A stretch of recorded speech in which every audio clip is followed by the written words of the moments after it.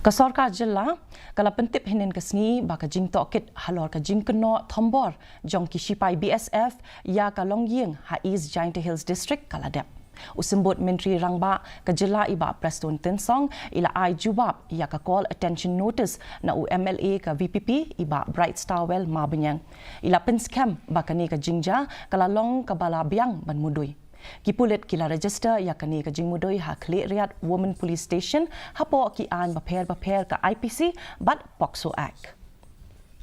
Number 16 in bracket 06 2024 with charges filed under section 457 326 354 506 384 and 34 Indian Penal Code read with section 7 and 8 of the POCSO Act.